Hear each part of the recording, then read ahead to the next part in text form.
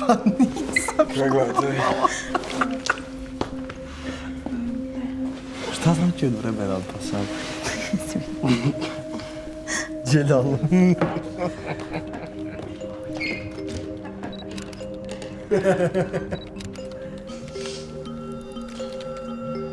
Koja ti je šifra? Zakaj? Da odem na net. Nema šanse. Ček, ti znači nemaš povjerenja u mene. Znaš da to nije istina, ali ne dam ti šifru.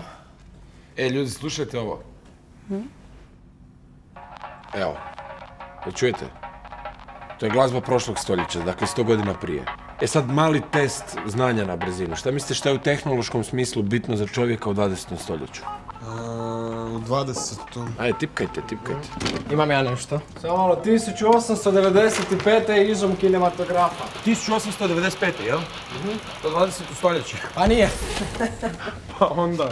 Dobro, ajde, dobro za početak, ajde dalje. 1912. prvi dugometražni film u prirodnoj boji. 1929. prvi 100% film u boji i prvi 100% zvučni film. Ili samo tako reklamiran.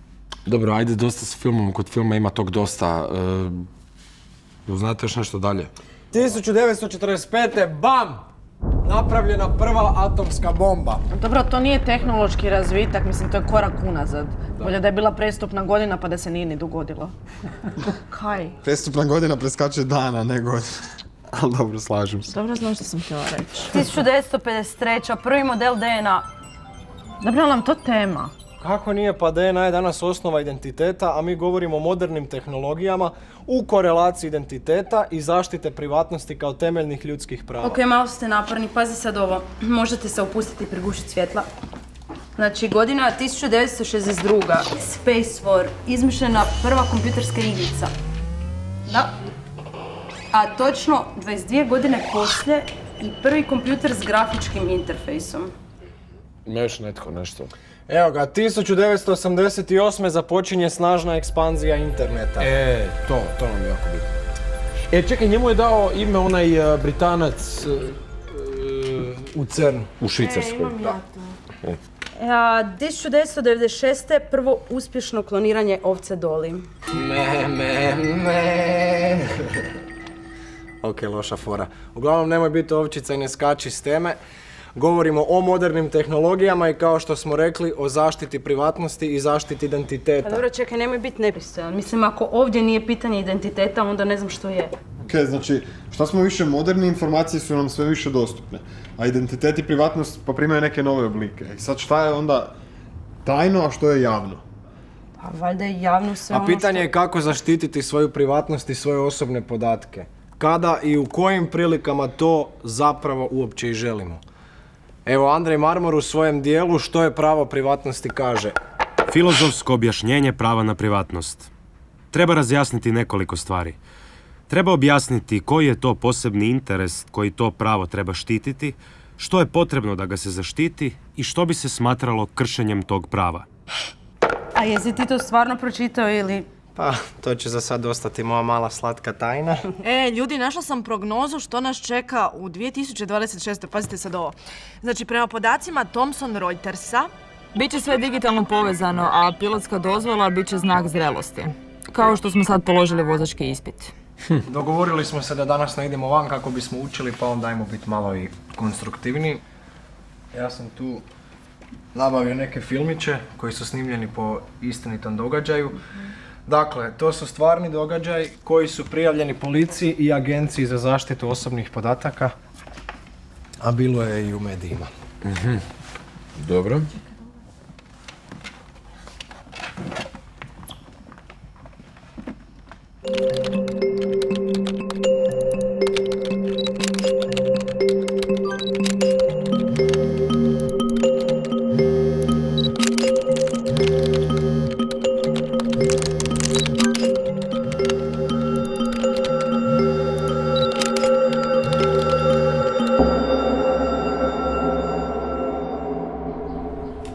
U Hrvatskoj sve su češći slučajevi prevare naših građana sklapanjem ugovora za mobitele na daljinu i na tuđa imena.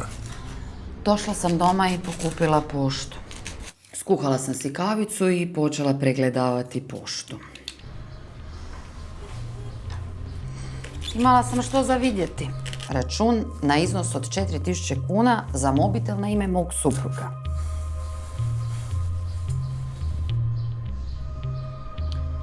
I to za broj telefona koji je meni potpuno nepoznat.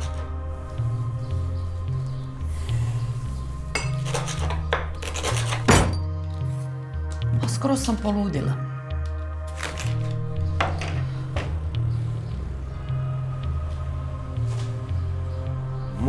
Molim te, jer shvati me, nemam ja nikog.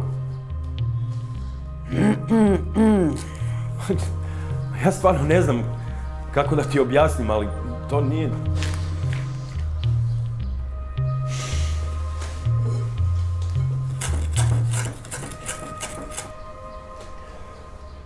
Zlata, molim te, urazumi se.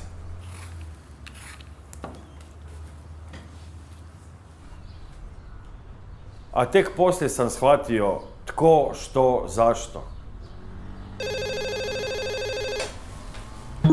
Dobar dan, zovem iz tvrtke za naplatu potraživanja. Nažalost, moram vam priopćiti da imate izvjesno dugovanje. I rekli su mi? Možete platiti u više rata. A ako ne platim? Nažalost, morat ćemo vas tužiti. Hvala lijepo, vrlo ste ljubazni.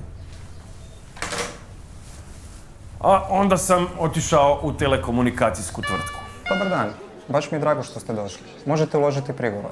Ne, to ne dolazi u obzir. Onda ništa. Onda sam cijelu stvar prijavio policiji. Na koga sumnjate? Jeste li nekom davali svoje osobne podatke? Svoju osobnu iskaznicu ili drugi osobni dokument? Tko je u zadnje vrijeme bio u vašem okruženju? I već sam mislio da će me poslati doma. Sumnjamo na kazneno djelo. I tako se u cijelu stvar uključilo i državno odvjetništvo. A nama je najveći problem bio što su uplatnice s računima i dalje stizale. Ovrha je gadna stvar. U ovom slučaju Agencija za zaštitu osobnih podataka je utvrdila da je telekomunikacijska tvrtka povrijedila Zlatkovo pravo na zaštitu osobnih podataka tako što prilikom sklapanja ugovora na daljinu za mobitel nije izvršila detaljnu provjeru svih osobnih podataka. Došlo je do zlouporabe osobnih podataka na način da se druga osoba lažno predstavila putem telefona. Agencija je utvrdila da je pogriješila i dostavna služba koja je prilikom isporuke mobitela nije detaljno provjerila adresu i datum rođenja, te je mobitel predala osobi koja se lažno predstavila. Agencija je telekomunikacijsku tvrtku upozorila na utvrđene nepravilnosti te obavezala na provjeru svih osobnih podataka nužnih za provjeru identiteta krajnjeg korisnika prilikom sklapanja pretplatničkog ugovora na daljinu. Kroz policijski i daljnji sudski postupak utvrđeno je da je Zlatkov susjed GL 40 nedozvoljeno uporabio njegove osobne podatke tako što je tijekom jednog večernjeg druženja sa Zlatkom mobitelom uslikao Zlatkovu osobnu iskaznicu, te je podatke iz osobne iskaznice kasnije iskoristio da dođe do mobitela i izbjegne plaćanje misleći da neće biti uhvaćen. Sud je utvrdio da je GL počinio kazneno djelo nedozvoljena uporaba osobnih podataka, za što je u konkretnom slučaju zapriječena kazna od 1 godine zatvora. Što to stvarno tako bilo? Prvi susjed, stari moj. Da ti vidi kome ćeš vjerovat. I zato, drage građanke i građani, vodite računa gdje ostavljate, gdje čuvate i kome dajete svoje osobne dokumente ili njihove preslike. Građanke i građani. Ili samo pazite koga puštate u kuću. A svoje osobne podatke treba davati samo u mjeri koliko je to zaista potrebno. Dobro, ali što se spada u osobni podatak? Imaš neku definiciju? Imam. Čekaj, sad ću naći. Osobni podatak je svaka informacija koja se odnosi na identificiranu fizičku osobu ili fizičku osobu koja se može identificirati. Pa se tako pod osobnim podatkom podrazumijevaju i podaci o zdravlju, matični broj građana, podaci o plaći, bankovni računi, porezne prijave, broj osobne iskaznice, broj putovnice i slično.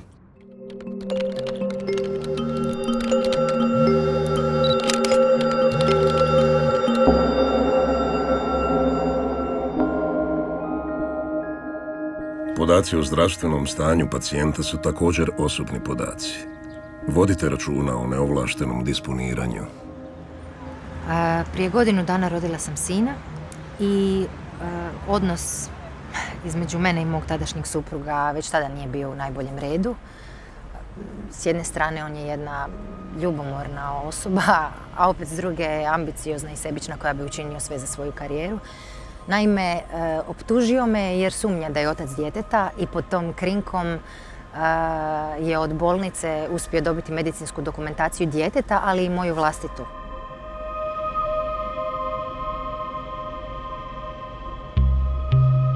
Agencija za zaštitu osobnih podataka je provela nadzorne aktivnosti u zdravstvenoj ustanovi i utvrdila da je bolnica ustupila medicinske podatke bez Boženinog pristanka.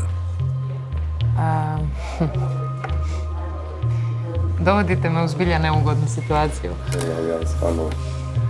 Dobro, pričekajte tu. Agencija je zdravstvenoj ustanovi naložila da na odgovarajući način zaštiti medicinsku dokumentaciju koja sadrži osobne podatke pacijenta i poduzme tehničke i kadrovske mjere koje su potrebne da bi se osobni podaci zaštitili od slučaja neovlaštenog dostupa i svake druge zloupotrebe. Kolegice? Da. Može, jer može samo pričekati sekundu? Da.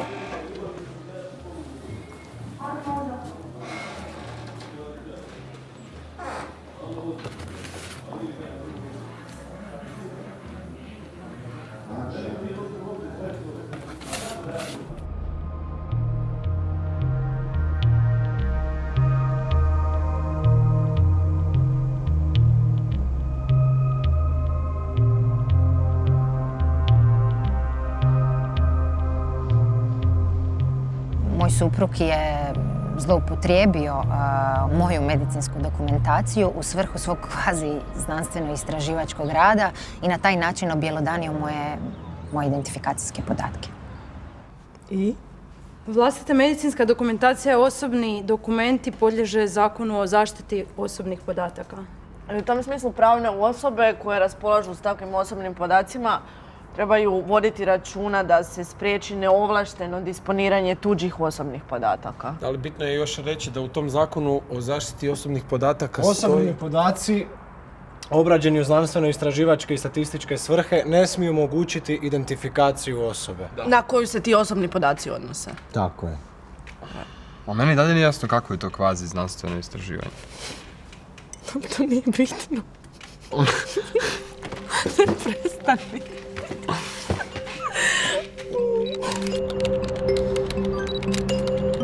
Podaci o vašem bolovanju i podaci o vašem godišnjem odmoru poslovna su tajna tvrtke u kojoj ste zaposleni.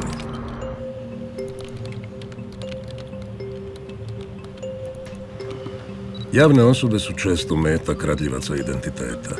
Ovaj gospodin trenutačno tuži poduzeće u kojem je radio. Tvrtke bi trebale znati da su ti podaci poslovna, kadrovska tajna. Podaci o bolovanju i razlogu bolovanja, podaci o točnom vremenu godišnjeg odmora, slobodnim danima, sve to spada u osobne podatke. I tvrtke imaju odgovornost da ne smiju disponirati tuđe osobne podatke. Ja sam za apsolutnu transparentnost, a ne da se koriste smicalice i laži.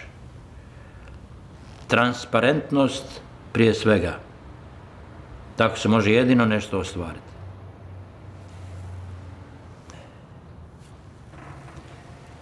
Kad ste javna osoba, jasno je da vaša privatnost nije samo vaša.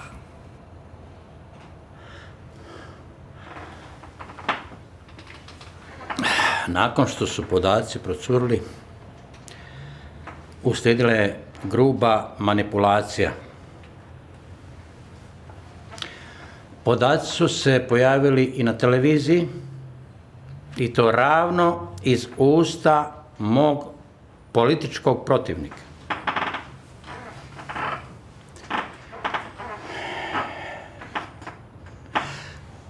On je u svom javnom istupu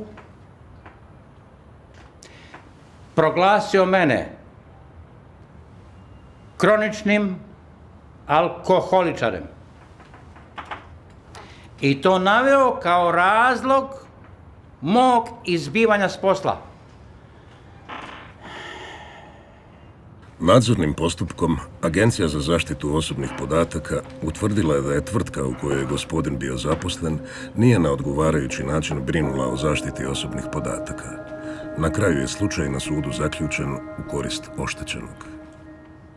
Evo, u svezi točne kvalifikacije tog dijela izražavam dvojbu između kaznenog dijela klevete ili pak novog kaznenog dijela teškog sramoćenja. Da, trebalo bi dokazati da li lik stvarno pije ili ne. Da, ali bez obzira što je on alkoholičar, treba mu ostati sačuvana čast. Da, to je istina, da. To stoji još u općoj deklaraciji o ljudskim pravima iz 1948. Nikoga, ali nikoga se ne smije uznemiravati napadom na njegovu čast i ugled. Poznatima nekad stvarno nije lako. A ti se brineš jer planiraš postati poznata? Šta ćeš biti glumica? Prebacuješ se na dramsku? Ne prebacujem se na dramsku, nego planiram postati poznata odvjetnica. Da, vidjet ćete. Ajde, držim fige.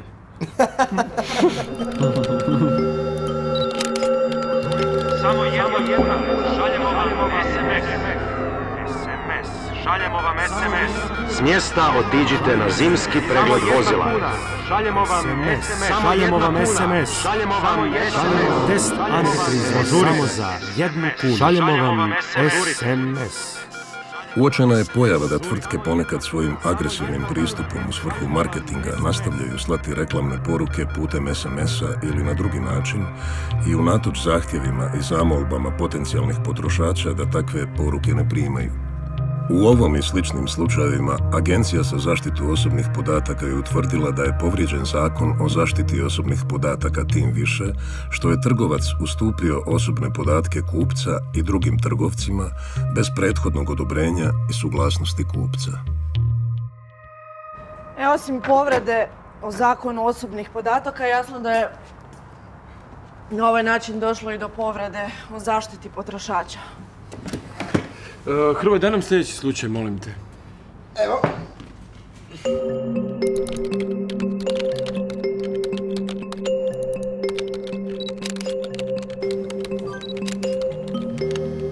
Sve je više elektroničkog nasilja među djecom i nad njima. Kako ga prepoznati i što učiniti? Evo, mi smo krenuli snimati, vi možete polako početi. Dajte si vremena. Evo, izvolite. Dakle, zbog svoje kćeri, ali i zbog druge djece, odlučila sam javno ispričati svim roditeljima što se dogodilo s mojim kćerkom. Kao roditelj osjećam da sam podbacila i imam grižnju savjesti. I krivnju. Jer nisam na vrijeme primijetila što se događa.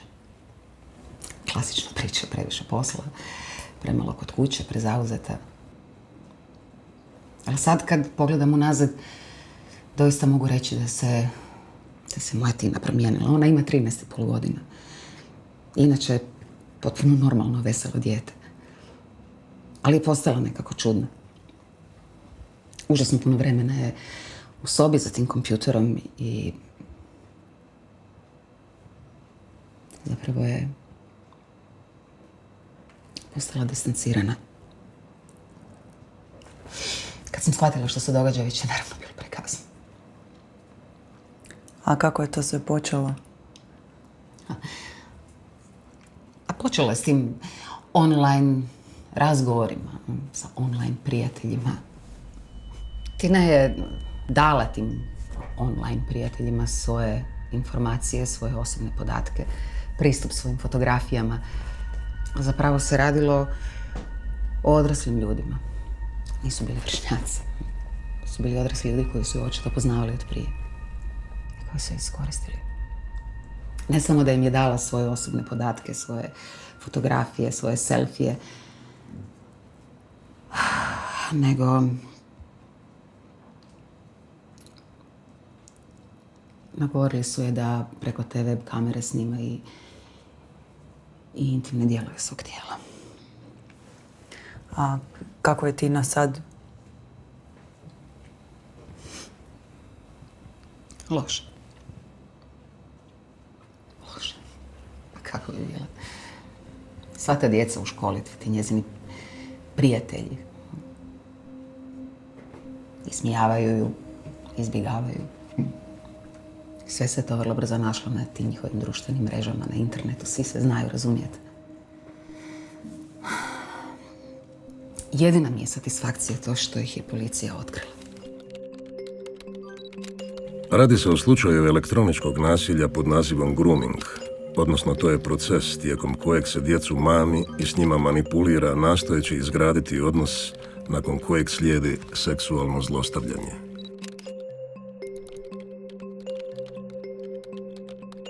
Sve su to pojavni oblici elektroničkog nasilja putem modernih tehnologija koji su prisutni u svijetu, pa tako i kod nas. Žrtve su, nažalost, najčešće djeca i mladi. Roditelji, zaštitite svoje dijete. Pronađite vrijeme za razgovor s djetetom o stranicama koje posjećuje na internetu, njegovim online prijateljima i saznajte kako su te prijatelje upoznali. Šta radiš ti tu? Ban, izađi van i ostavi me već jednom na miru!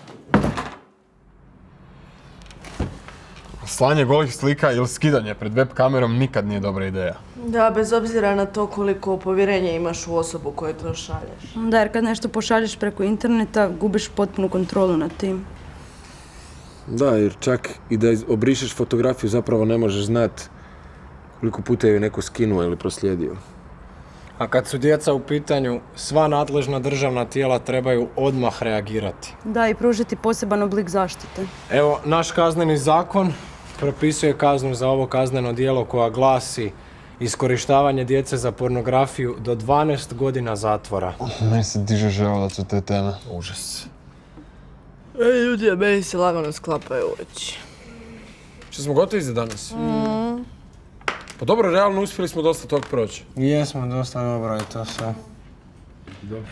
Eto, šta smo naučili smo. Sve do 12, taman. Da, sutra se nećemo moći dići. Lana, ajme, please, sutra ujutro nazovi. Hoću. Ajde, čao. Ljudi, vidimo se. Ti misliš da ja nemam povjerenja u tebe? Ne znam. Bojiš se dat mi šifru. To uopće se ne radi o tom, mislim, nakon svih ovih primjera. Dobro, ja nisam neki manijak koji bi ju zloupotrijebio. Jel hoćeš šifru? Evo ti šifru. Dobro, okej. Vjerujem ti. A možda sam manijak.